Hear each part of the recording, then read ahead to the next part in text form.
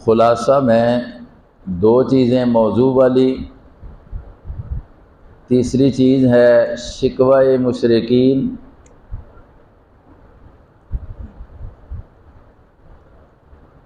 اور چوتھی چیز ہے حصر و علم الغیب الکلی فی ذات اللہ تعالی۔ حصر علم الغیب الکلی فی ذات اللہ تعالی۔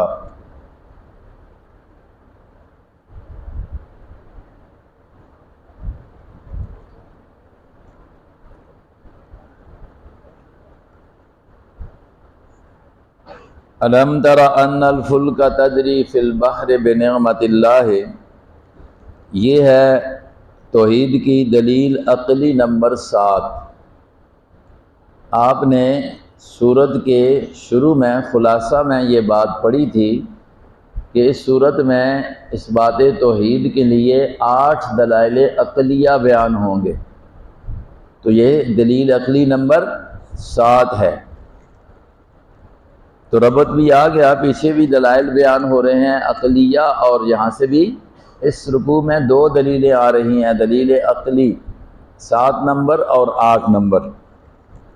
اور مضمون اس طرح بھی ہے تصرف باری تعالیٰ کا نمونہ، تصرف باری تعالیٰ کا نمونہ۔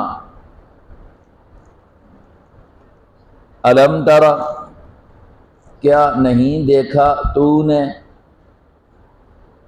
نبی پاک علیہ السلام کو کہا جا رہا ہے، مراد سب مخاطبین ہیں، معنی ہوگا الم تخبر، کیا تجھے اس کی خبر نہیں دی گئی؟ یا اس کو دیکھنے کے معنی میں بھی رکھو، تو جنہوں نے دیکھا ہے تو حضور نے دیکھا تھا، اس لیے کہہ دیا الم ترى، کیا تو نے نہیں دیکھا، یعنی اس بات ہے دیکھا ہے۔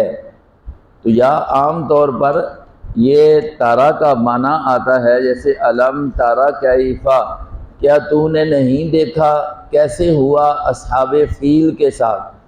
تو جو چیزیں پہلے گزر گئی ہیں ان کے بارے میں جب اللہ اپنے نبی کو کہتے ہیں یا باقی لوگوں کو خطاب کرتے ہیں کہ آپ نے ان کو نہیں دیکھا، تو معنی یہ ہوتا ہے الم تخبر، کیا آپ کو اس کی خبر نہیں دی گئی، یعنی خبر دی گئی ہے اور دی جا رہی ہے، آگے اللہ پھر اس کو بیان کر دیتے ہیں۔ تو یہاں بھی ہے الم ترى، کیا تو نے نہیں دیکھا، کس بات کو؟ ان الفلک، آگے اس کی تشریح ہے کہ بے شک جہاز، الفلک بحری جہاز، کشتیاں، تجری فی البحر چلتی ہیں سمندروں میں، دریاؤں میں، بنعمت اللہ۔ حضرت درخواسی بنعمت اللہ کا مضمون بیان کرتے تھے، تذکیر بآلاء اللہ، جو علوم خمسہ وہ فرماتے ہیں قرآن میں اللہ نے بیان کیے ہیں اپنی فوز الکبیر کے اندر، ان میں یہ ہے تذکیر بآلاء اللہ، بنعمت اللہ، کہ چلتی ہیں وہ کشتیاں یا جہاز دریاؤں میں، بنعمت اللہ، ساتھ اللہ کی نعمت کے، ساتھ اللہ کی نعمت کے۔ یا تو یہ معنی ہے کہ اللہ کی نعمتیں لے کر، یعنی کیا مال تجارت وہ لے کر ادھر ادھر آر پار کر لیتی ہیں، تو وہ جو مال ہوتا ہے وہ نعمت اللہ ہے۔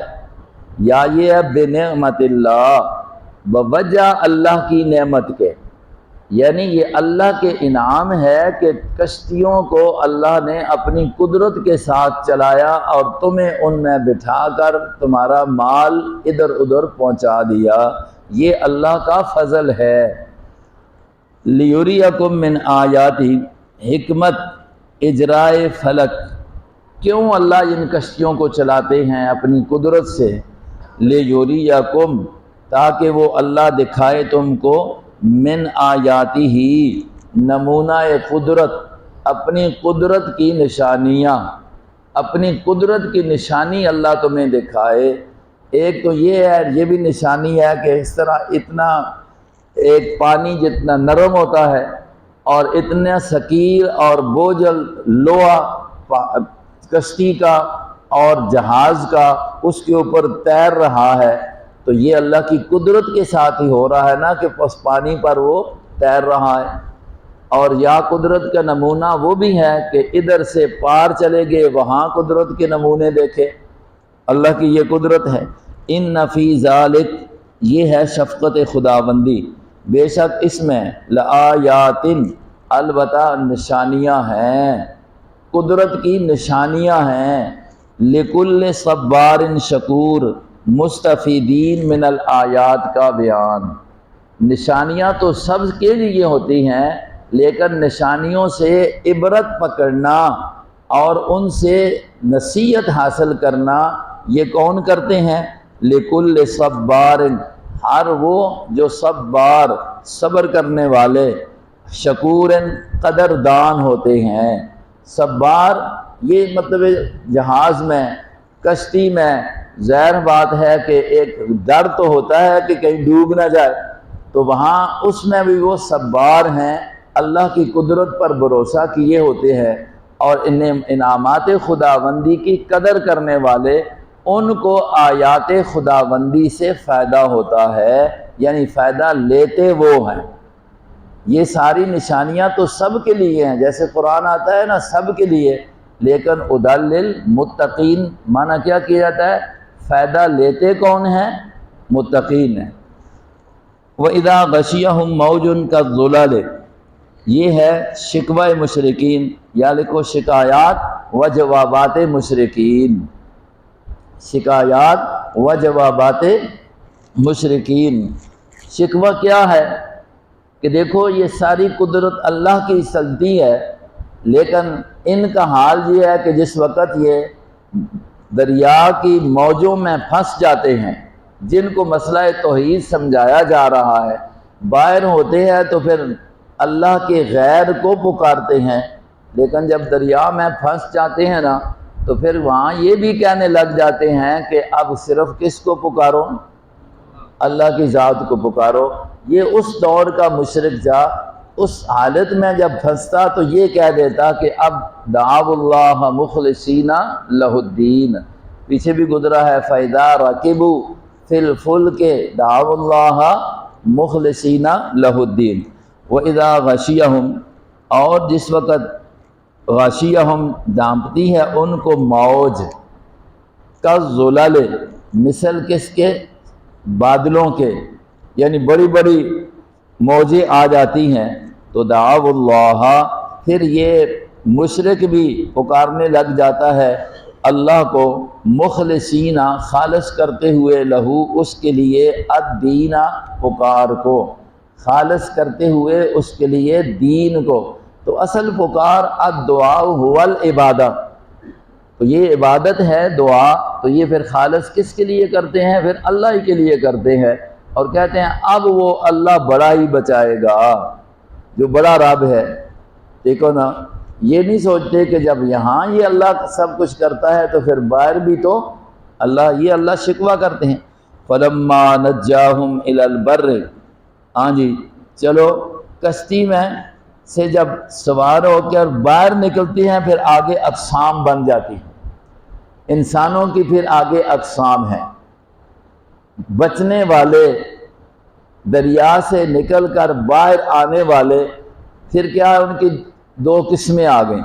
فَلَمَّا نَجَّاهُمْ إِلَى الْبَرِّ، پھر جس وقت ہم ان کو نجات دیتے ہیں طرف خشکی کے، فَمِنْهُمْ مُقْتَصِدٌ، پس بعد ان میں سے کیا ہوتے ہیں؟ مقتصد، میانہ روی پر چلتے ہیں۔ اب منہم مقتصد کا معنی مفسرین نے کیا ہے کہ بعض تو ان میں سے ہیں مقتصد اے موحد، وہ اپنی توحید پر قائم رہتے ہیں۔ وہاں جیسے کہا کہ اب یہاں صرف اللہ کی پکار ہے، تو باہر آ کر بھی وہ کہتے ہیں ہاں بالکل بات یہ ہے کہ اللہ ہی کی پکار ہے، اللہ ہی نے بچایا ہے اور اسی نے کشتیوں کو پار لگایا ہے۔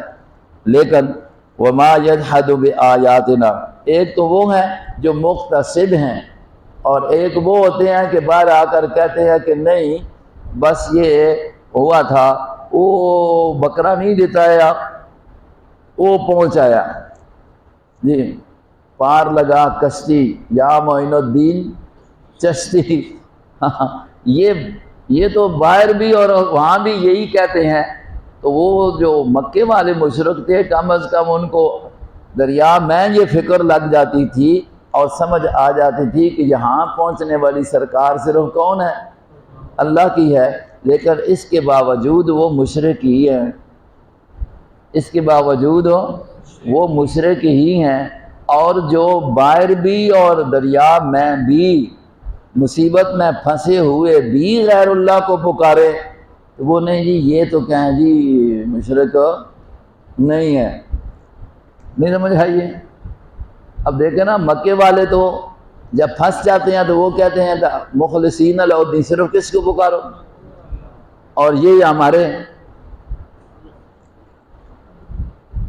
یہ تو ہر جگہ کیا کہہ رہے ہوتے ہیں، مر رہے ہوتے ہیں تو پھر کہتے ہیں یار بھی نام کس کی نام کی دو، شیخ عبد القادر جیلانی کے نام کی یارویں دو۔ دریا میں پھنسا ہوا ہے تو پھر بھی کہتا ہے یا غوث پہنچی، یا غوثو۔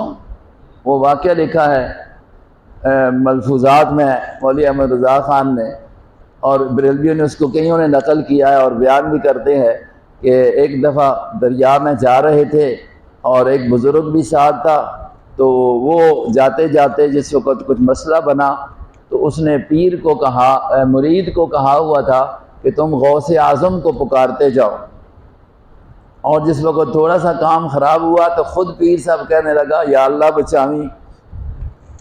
تو وہ مرید نے کہا کہ حضرت، وہ بھی وہ اللہ کو پکارنے لگ گیا۔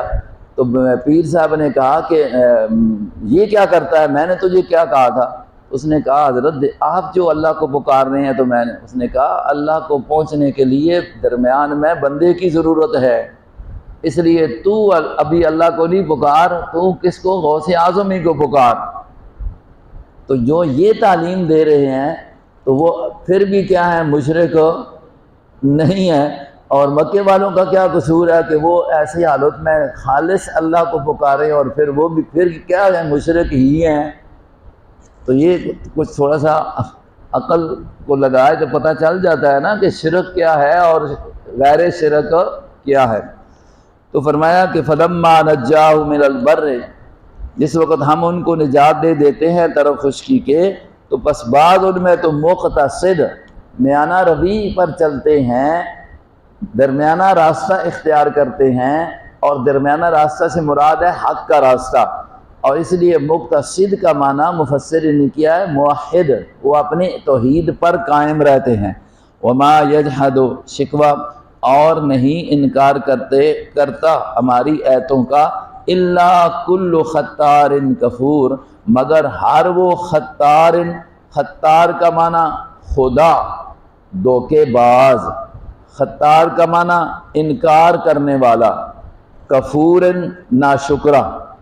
بھائی ہمارے تو آیات کا انکار صرف وہی کرتا ہے جو بڑا دھوکے باز ہے، بڑا ہی ناشکرہ ہے، وہی انکار کرتا ہے۔ تو آیات قرآنیہ یا آیات قدرت کی جو آیات ہیں، نمونے ہیں، ان کو دیکھ کر اگر پھر بھی کوئی نہیں مانتا تو وہ تو حد درجے کا، پرلے درجے کا دھوکے باز ہے، پرلے درجے کا انکار کرنے والا ناشکرہ ہے۔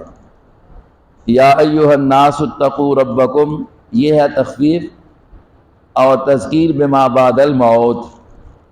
یا ایھا الناس، اے لوگو، اتقوا ربکم، ڈرتے رہو تم اپنے رب سے، رب کی نافرمانی شرک کرنے سے بچتے رہو۔ وخشوا یوما، اور ڈرو تم اس دن سے، لا یجزی والد، شدت یوم قیامت، نہیں کام آئے گا یا نہیں بدلہ دے گا والد عن ولد ہی، اپنی اولاد کی جگہ پر نہیں کام آئے گا والد اپنے اولاد کو، اس کی جگہ بدل نہیں بنے گا۔ یہ کیوں کہہ دیا؟ اوپر یہ ہے کہ دنیا میں تو کوئی مصیبت آ جائے، دنیا میں کوئی پریشانی آ جائے، والد پر آ جائے تو ولد بیٹا تعاون کر دیتا ہے، بیٹے پر آ جائے تو باپ، یہ قرب ہوتا ہے تو تعاون ہو جاتا ہے۔ اس پر کوئی قرضہ آ گیا تو بیٹا اتار دیتا ہے، بیٹے پر آ گیا تو والد اتار دیتا ہے۔ اس کو کوئی چیز ضرورت ہے تو بیٹا دے دیتا ہے یا وہ اس کو دے دیتا ہے۔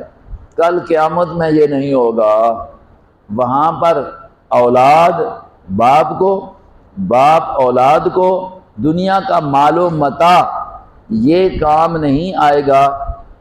معنی یہ ہے کہ یہ چھڑا نہیں سکیں گے عذاب خداوندی سے، اور نیکیاں ان سے لے کر دوسرے کے کھاتے میں ڈال دی جائے، یہ کوئی بھی دینے کے لیے تیار نہیں ہوگا۔ اے لوگو ڈرتے رہو اپنے رب سے، اور ڈرو تم اس دن سے کہ نہیں بدلہ دے گا کوئی والد عن ولدی اپنی اولاد سے، ولا مولودن اور نہ کوئی اولاد ہوا جازن وہ بدلہ دینے والا ہوگا عن والد ہی اپنے والد سے شیئن کوئی چیز بھی، وہاں سب کچھ اپنا ہی کیا ہوا کام آئے گا۔ ان نواب وہاں تو یہ ہوگا کام آنا تو کیا ہے، یوم یفر المرء من و امہ و ابی، جتنے یہ قریبی رشتے ہیں وہ بھی ایک دوسرے سے کیا کریں گے، بھاگیں گے۔ لا ان وعد اللہ حق، وعدہ خداوندی بے شک اللہ کا وعدہ حق ہے، یہ جو اللہ نے وعدہ کیا قیامت کا یہ سچ ہے۔ فلا تغرنکم الحیات الدنیا، اسباب گمراہی یعنی حب دنیا، گمراہی کے اسباب میں سے یہ سبب ہے کہ دنیا کی محبت کی وجہ سے انسان آخرت کو بلا دیتا ہے۔ فرمایا فلا تغرنکم، پس نہ تم کو دھوکے میں ڈالے الحیات الدنیا، دنیا کی زندگی، اس دنیا کی ٹھاٹھ باٹھ کو دیکھ کر دھوکے میں نہ پڑو کہ ہم اسی طرح رہیں گے، بلکہ یہ دنیا فانی ہے۔ ولا یغرنکم، دوسرا سبب یعنی اسباب گمراہی میں سے دوسرا، اور نہ تم کو دھوکے میں ڈالے اللہ کے بارے میں الغرور، دھوکے باز، الغرور دھوکے باز، اس سے مراد ہے شیطان۔ سب سے بڑا دھوکے باز کون ہے؟ شیطان، وہ تمہیں دھوکے میں نہ ڈالے۔ یعنی ایک ہے دنیا کی محبت میں پڑھ کر آخرت سے مت غفلت اختیار کرو، دوسرا شیطانی اغوا میں آ کر بھی آخرت کو اور اللہ کی ذات کو مت بلاؤ، کیوں شیطان تمہیں گمراہ کرتا ہے۔ شیطان کیسے دھوکہ دیتا ہے؟ وہ کہتا ہے جی یہ دنیا میں سب کچھ ہے تو ایسے ہی آخرت میں بھی ہوگا۔ تو دنیا میں اگر ٹھیک ٹھاک کھا رہا ہے، سب کچھ مزے کر رہا ہے، کیا نماز کی ضرورت ہے؟ تقدیر میں اگر لکھا ہوا ہے جہنم میں جانا تو جہنم میں جائے گا، تقدیر میں لکھا ہوا ہے جنت میں جانا تو جنت میں جائے گا۔ وہ تقدیر کا مسئلہ بھی آپ کو پڑھاتا ہے۔ تو کہتا ہے جب تقدیر میں لکھا ہوا ہے تو دنیا میں کھاؤ پیو میں مزے کرو، کیا پابندیوں کی ضرورت ہے؟ آپ کی پابندی کرنے سے تو تقدیر نہیں بدلے گی۔ مسئلہ تو یہی آپ نے پڑھا ہے کہ تقدیر بدلتی، تو شیطان وہاں پھر تقدیر پر آپ کو بھروسہ دے دیتا ہے، کھاؤ پیو کیوں تکلیفیں کرتے ہو، تو یہ بھی اس کا کیا ہوتا ہے؟ دھوکہ ہوتا ہے۔ فرمایا اس کے دھوکے میں مت پڑو۔ ان اللہ عندہ علم الساعہ، اب جب قیامت کا ذکر آیا کہ وہ دن آئے گا اس سے ڈرو جس دن ولد باپ کو فائدہ نہیں دے گا، باپ اپنی اولاد کو فائدہ نہیں دے گا، تو سوال پیدا ہوتا ہے کب ہے؟ سوال پیدا ہوا کب ہے؟ تو اس کا جواب بن جاتا ہے اگلی آیت، یا یہ ہے کہ توحید کی دلیل عقلی نمبر 8 آخری دلیل ہے، اس میں اثبات قیامت بھی ہے اور ساتھ ساتھ باقی چیزوں کا بھی ذکر ہے۔ ان اللہ عندہ علم الساعہ، یہ مضمون لکھ لو، حصر العلم الغیب الکلی، حصر علم الغیب الکلی فی ذات اللہ تعالی، غیب کلی جو ہے یہ اللہ کی ذات کے ساتھ خاص ہے۔ ان اللہ، بے شک اللہ، عندہ اسی کے پاس ہے، علم الساعہ، عندہ علم الساعہ قیامت کا علم، وینزل الغیث اور متصرف ہونا باری تعالیٰ کا، اور اتارتا ہے وہ بادل کو، بارش کو، یہ اس کا علم بھی اسی کو ہے۔ وَيَعْلَمُ مَا فِي الْأَرْحَامِ، اور جانتا ہے ما فی الارحام، جو کچھ ماؤں کے رحم میں ہے، اس کا علم بھی اسی کو ہے۔ وما تدری نفس، نفی علم غیب ما سوی اللہ، اور نہیں جانتا کوئی نفس بھی ماذا تکسب غدا، نمونہ کیا کرے گا وہ کل۔ وما تدری، اور نہیں جانتا کوئی نفس بأی ارض تموت، نمونہ غیب کس جگہ پر، کس زمین میں وہ مرے گا۔ بے شک اللہ، حسر علم غیب، بے شک اللہ علیم خبر رکھنے، جاننے والا، خبیر خبر رکھنے والا ہے۔ یہ 5 چیزوں کا ذکر آیا۔ قیامت کا علم صرف کس کو؟ بارش کا علم صرف، ما فی الارحام کا علم، نمبر 4 کل کیا ہوگا اس کا علم، اور کس زمین میں کس کی موت آئے گی اس کا علم اللہ کی ذات کو ہے۔ کتنی چیزیں ہو گئی؟ یہ 5 چیزوں کا علم اللہ کی ذات ہی کو ہے۔ لیکن بات سمجھنا، سوال یہ ہے کہ انہی 5 چیزوں کا علم اللہ کے ساتھ خاص ہے، کیا اور چیزیں نہیں ہیں؟ یہ کلام حصر کے طور پر آئی ہے، تو معنی یہ بنا کہ اللہ ہی کے ساتھ خاص ہیں یہ 5 علم۔ تو سوال ہوگا کہ کیا اور علم نہیں ہے اللہ کے ساتھ خاص؟ حالانکہ سارے علوم جو ہیں وہ کس کے ساتھ خاص ہیں؟ اللہ کے ساتھ ہیں، اور بھی کئی چیزیں اس میں آتی ہیں۔ تو اس کا جواب یہ ہے، چونکہ یہ آیت ایک سوال کے جواب میں نازل ہوئی تھی، اور سائل کا جواب سائل کا سوال انہی 5 چیزوں کے بارے میں تھا۔ سائل کا سوال انہی 5 چیزوں کے بارے میں تھا، تو آپ علیہ الصلوۃ والسلام پر اسی کا جواب حصر کے طور پر دے دیا گیا جو سوال آپ سے ہوا تھا، اور قرآن میں اس کو نازل کر دیا گیا۔ اس لیے ان کا حصر اس لحاظ سے ہے۔ قرآن پاک میں آپ نے 7ویں سپارے میں یہ آیت پڑھی ہے، وَعِندَهُ مَفَاتِحُ الْغَيْبِ لَا يَعْلَمُهَا إِلَّا اللَّهُ۔ مفاتیح غیب کا علم صرف کون رکھتا ہے؟ غیب کی چابیوں کا علم صرف کس کے پاس ہے؟ اللہ کی ذات کے پاس۔ ٹھیک ہو گیا؟ حدیث میں آتا ہے، بخاری میں بھی، مسلم میں بھی، نسائی میں بھی، حدیث کے اندر آیا کہ مفاتیح غیب جو ہیں وہ 5 ہیں۔ مفاتیح غیب کیا ہیں؟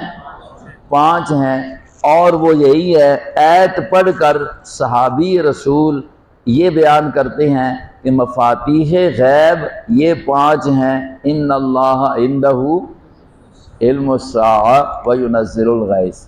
بات سمجھ آ گئی ہے؟ تو یہ 5 علم کس کے ساتھ خاص ہوئے؟ اللہ کے ساتھ خاص ہو گئے۔ مفاتیح غیب بھی یہی ہیں، اللہ کے بغیر مفاتیح غیب کو کوئی بھی نہیں جانتا۔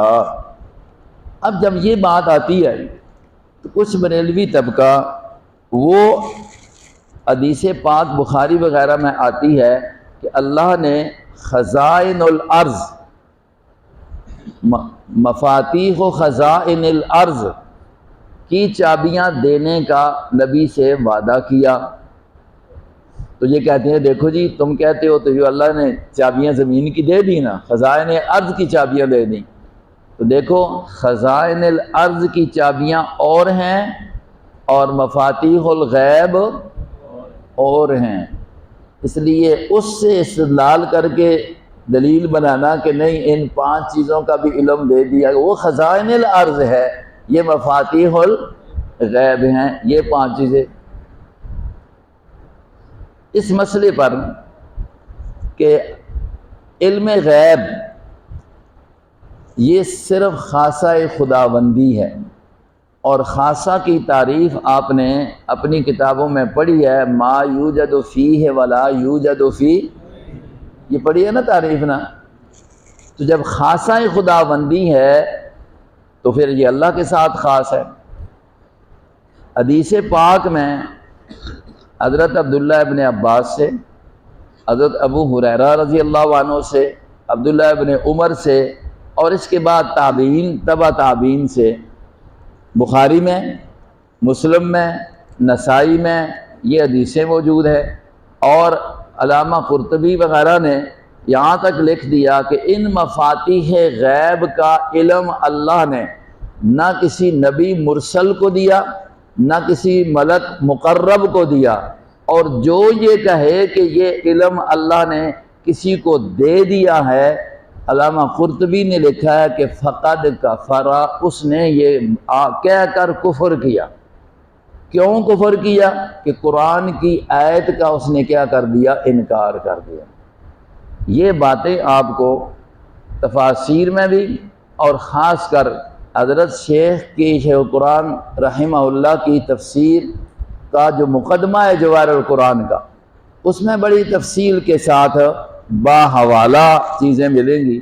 اسی طرح ان کا ایک چھوٹا جواہر القرآن ہے، جواہر التوحید کے نام سے چھپا تھا، اس میں بھی ساری قرآنی آیات اور نبی پاک علیہ السلام کی احادیث اور فقہاء، محدثین، مفسرین کی آراء اس مسئلے میں آئی ہوئی ہیں۔ اور پھر اس آیت کے تحت بھی حضرت شیخ نے چند چیزیں لکھی ہیں اپنی تفسیر جواہر القرآن میں۔ حضرت مولانا شبیر احمد عثمانی رحمہ اللہ نے بھی اس آیت کے تحت بڑی ایک اچھی سی جزی لکھی ہے، سمجھنے والوں کے لیے بڑی اچھی ہے، کہ قرآن کی آیات میں کہیں آتا ہے انباء غیب، کہیں آتا ہے اظہار غیب، انباء غیب، اظہار غیب، اطلاع غیب، ایک ہے علم غیب۔ تو اظہار، اطلاع، انباء یہ علیحدہ چیز ہے، علم غیب وہ نہیں ہے۔ حضرت نے اس پر تقسیم تھوڑی سی کر دی، فرماتے ہیں کہ ایک ہیں احکام مغیبات، احکام غیبیہ، اور ایک ہے اقوان غیبیہ۔ حضرت مولانا شبیر احمد عثمانی نے یہ بات کی ہے، چوتھے درجے سے اوپر والے سارے اس بات کو سمجھ سکتے ہیں اگر آپ نے کچھ ذہن میں رکھا ہوا ہے۔ ایک ہے احکام غیبیہ اور ایک ہے اقوان غیبیہ۔ تو حضرت شبیر احمد عثمانی رحمہ اللہ لکھتے ہیں احکام غیبیہ کا سارا علم اللہ اپنے نبی کو دے دیتا ہے، احکام غیبیہ کا سارا علم، سارا احکام جو ہوئے۔ اور ایک ہے اقوان غیبیہ، اقوان غیبیہ میں سے اللہ بعض جزیات کا علم دیتا ہے اور بعض کا نہیں دیتا، وہ علم کلی، اقوان غیبیہ کا علم کلی اللہ نے کسی کو بھی نہیں دیا۔ جو دیا ہے انبیاء کو وہ باقیوں سے سب سے زیادہ ہے، لیکن وہ کلی نہیں ہے۔ انہوں نے اظہار، اطلاع اور انباء کو اس طرح سمجھا دیا۔ اقوان تکوینات ہیں، بات سمجھ آ رہی ہے؟ تو وہ علم اللہ نے کسی کو نہیں دیا، وہ صرف اللہ کی ذات کے ساتھ خاص ہے۔ اس میں آپ یہ مسئلہ چونکہ ایک عقیدے کا مسئلہ ہے، اصولی مسئلہ ہے، بریلوی طبقہ مختلف توجیہات بھی کر دیتا ہے، لیکن عوام الناس کے دلوں میں تو یہی بٹھایا ہوا ہے کہ نبی علیہ السلام بھی عالم آپ کو گستاخ کہتے ہیں کہ یہ نبی کا علم نہیں مانتے، نعوذ باللہ، اور وہ ہم جو ہے علم غیب مانتے ہیں، اس پر وہ معجزات کو پیش کرتے ہیں سارا، حالانکہ قرآن کی آیات اور بہت سارے واقعات اس پر صریح دلیل ہیں کہ بھائی اللہ نے علم غیب کلی کسی کو بھی عطائی اور ذاتی کا بھی انہوں نے جھگڑا بنا کر ایک غلط نظریہ لوگوں میں پھیلایا ہے۔ جن لوگوں نے بریلویت کو پڑھا نہیں، بات سمجھنا، جن لوگوں نے بریلویت کو پڑھا نہیں، سمجھا نہیں، وہ تو کہہ دیتے ہیں کہ ان کے ساتھ ہمارا جو اختلاف ہے یہ فروعی اختلاف ہے، تو یہ جو ہوتا رہتا ہے جی چار اماموں میں بھی تو اختلاف ہے، نعوذ باللہ۔ یہ وہی کہہ سکتا ہے جو ان کے بارے میں معلومات نہیں رکھتا۔ بریلویت کے بارے میں اگر معلومات رکھنی ہے اور دیکھنا ہے کہ وہ کس نظریے کے لوگ ہیں، اور یہ پرکھنا ہو کہ ان کا اور دیوبندیت کا جو اختلاف بنا ہے، یہ دو گروہ جو بنے ہیں، تو آیا یہ فروعی اختلاف ہے یا اصولی اختلاف ہے چند مسائل میں، تو اس کے لیے آپ کو کتابیں پڑھنی چاہیے حضرت مولانا منظور احمد نعمانی کی، مولانا خلیل احمد سہارنپوری امیٹھوی کی براہین قاطعہ پڑھنی چاہیے، براہین قاطعہ پڑھنی چاہیے۔ مولانا منظور احمد نعمانی کی کتابیں ہیں، مسئلہ علم غیب پر ان کی کتاب ہے بوارق الغیب، آج کل میرا خیال ہے نئی مل نہیں رہی ہے، پہلے چھپی تھی ہندوستان وغیرہ سے عام ملتی تھی، بوارق الغیب۔ مولانا سرفراز خان صاحب کی کتابیں پڑھیں، ان کے عقائد اور نظریات کے بارے میں، اس مسئلہ علم غیب پر ان کی کتاب ہے ازالۃ الریب، ازالۃ الریب اتنی موٹی کتاب ہے۔ تو یہ کتابیں پڑھیں تو پھر پتہ چلے گا کہ آیا یہ لوگ کس درجے کے لوگ ہیں اور ان کا ایمان کے ساتھ کون سا تعلق ہے۔ جو 4 اصولی مسئلے ہیں، جنہوں نے ان کو نہیں پڑھا تو وہ کہہ دیتے ہیں یہ بھی فروع ہیں، علم غیب، حاضر ناظر، مسئلہ بشریت، نبی بشریت نبی انبیاء، اور اسی طریقے سے مختار کل ہونا، یہ 4 اصولی مسئلے ہیں۔